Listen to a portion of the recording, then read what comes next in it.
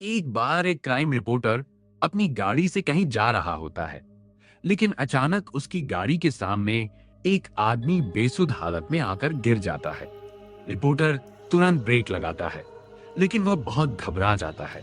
उसे समझ नहीं आता कि इतने सुनसान रास्ते में ये आदमी कहां से आया। वह हिम्मत करके गाड़ी से बाहर निकलता है और उस आदमी को उठाता है।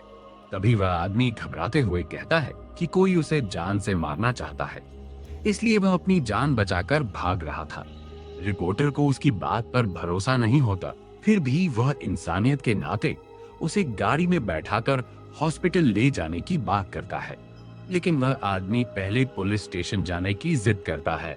अब रिपोर्टर को थोड़ा भरोसा होने लगता है। इसी बीच उसके मन में एक ख्याल आता है, क्यों ना इस केस को मैं खुद सुलझाऊं और बाद में पुलिस को बताऊं। यही उसकी सबसे बड़ी गलती साबित होती है, जो एक डरावने अध्याय की शुरुआत करती है। रिपोर्टर अब उस आदमी की बातों में पूरी तरह आ चुका होता है। वह आदमी एक हॉस्पिटल का नाम बताता है और कहता है कि वहां का एक डॉक्टर उसे जानता है। रिपोर्टर उसकी बात मानकर उसे हॉस्पिटल ले जाता है, लेकिन वहां पहुंचने पर पता चलता है कि डॉक्टर आज छुट्टी पर हैं और घर पर होंगे। वह आदमी कहता है, तो चलिए उनके घर चलते हैं। रिपोर्टर मना करता है, लेकिन वह आदमी जिद करता है और आखिरकार रिपोर्टर मान जाता है। दोनों डॉक्टर के घर पहुंचते हैं।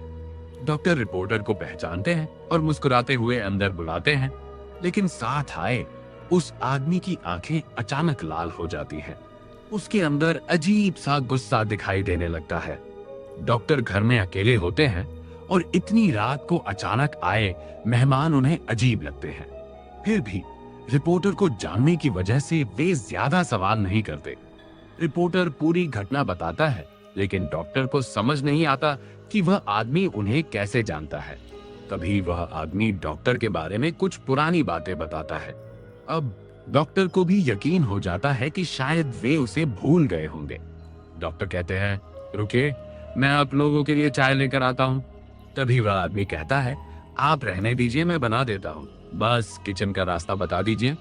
डॉक्टर को यह अजीब लगता है, लेकिन उसकी जिद के आगे मजबूर होकर वे उसे किचन तक ले जाते हैं और सामान देकर बाहर आ जाते हैं।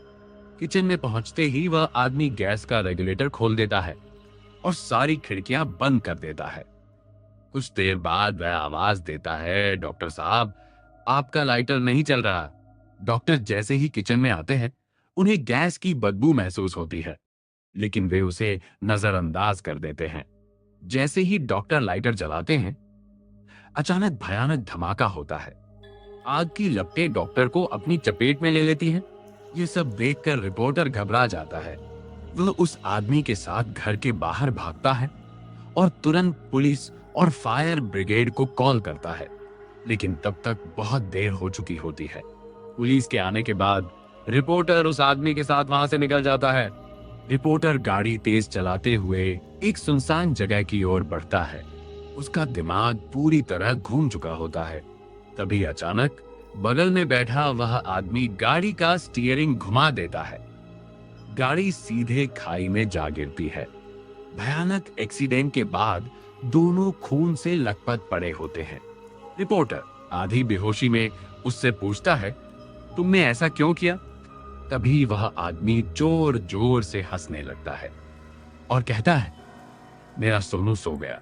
रिपोर्टर ये सुनकर सन्न रह जाता है।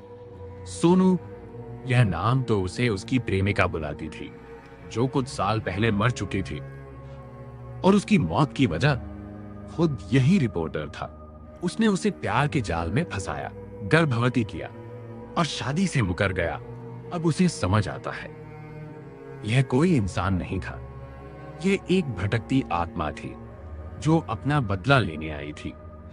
सीख, किसी के दिल से खेलना कभी कभी जान से भी भारी पड़ सकता है।